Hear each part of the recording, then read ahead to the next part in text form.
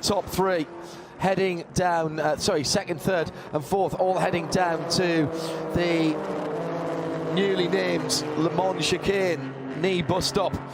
The 2:20 to go, and the closest battle one of the closest battles on the racetrack at the moment is for Mike Conway, Tom Blomqvist and Philippe Albuquerque battling for second, third and fourth.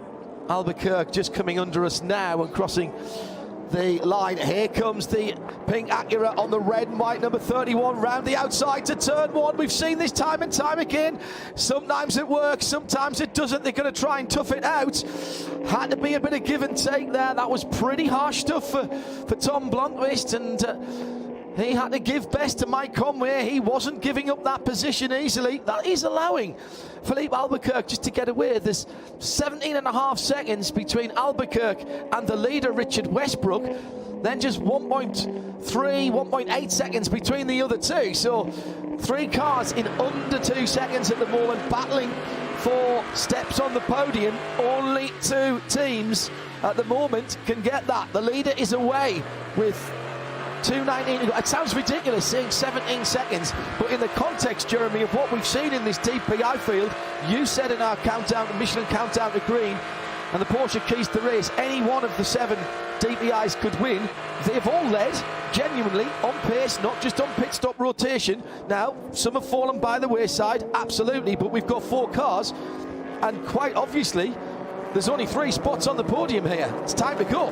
It's time to go. I mean, what a race this is turning out to be. It's a classic. You know, it kind of ebbs and flows, but you know that margin that number 5 car has over the number 10 right now. It's Cadillac versus Acura. Well, an Acura versus Cadillac versus Acura for second place. I mean, it's really tight, and we've seen margins like that change again. The straight line speed this time on the inside for the Cadillac as they head towards turn 1. That's interesting. And again, whoa, it's side by side. This is going to be tight again. Can the 31, Mike Conway, hold on? He comes off the corner and just gets over to the left-hand side before the pass can be made by Tom Blomqvist. Big respect there for both of those 2 drivers. Mike Conway could have made life very, very difficult there for and vice versa, actually. Yeah. To a slightly lesser degree, absolutely right, but hats off to both of them there, because either of them, as you say, could have made it difficult, and that was just great side-by-side racing. And Mike Conway, he's super confident. He knows he doesn't need to do anything silly. He can just drive as hard as he can. Twice a world champion, mate. Yeah, twice a world champion, as you suggested. Yeah. As you say there, John Hindhaugh, with the Toyota team in the World Endurance Championship. So huge amounts of experience in sports cars. Loves driving this 24 hours here at the Rolex 24 at Daytona, and he doesn't need to resort to any underhand tactics to keep somebody behind him. Yeah, I completely agree with that. 2 different manufacturers, of course, and the car up the road is another Acura, so Mike Conway doesn't want to be chasing 2 Acuras down. That has come down by about a second.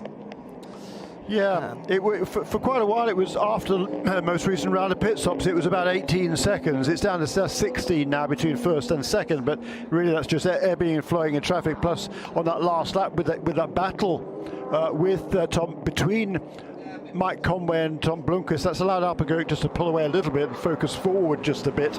He's now maybe a couple of seconds behind that other pair, but this is just really exciting stuff. And the last pit stops, the car that will lead the pit stop sequence first in is going to be the number 31 car, I would suggest, probably in about 3 laps time.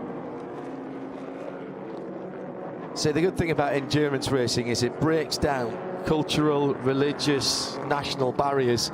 As Ben Stevenson has said, nothing wrong with supporting the black and white team in the Northeast as long as they enjoy endurance racing. They're all good in my eyes.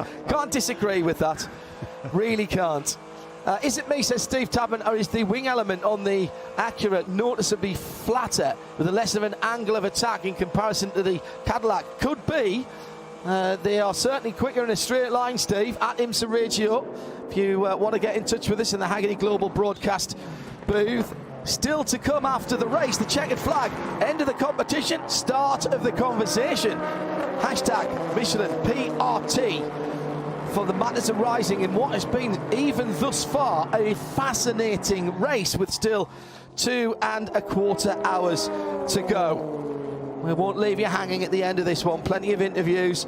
Jeremy's already got the abacus out to do the arithmetic in this battle for third position. At the moment, it's Mike Conway round the top side this time for the Acura of Tom Blomqvist. Underneath our feet, down towards turn 1. He's ahead. Can he get the car pulled into the apex? He can't because of the BMW there, but he'll use that as a bit of a pick. One either side of the 24 RLL BMW, and Blomqvist is back into third position. Well, there's no quarter asked or given here. What I'm seeing here, Jeremy, is now the drivers have been let off the leash. It is now absolutely full bore to the end. Have you not been watching the last 21 and a quarter hours, John? It's been like this the whole way through. True. But you know what I mean. Yeah, it's becoming more aggressive out there, both in attack and defence.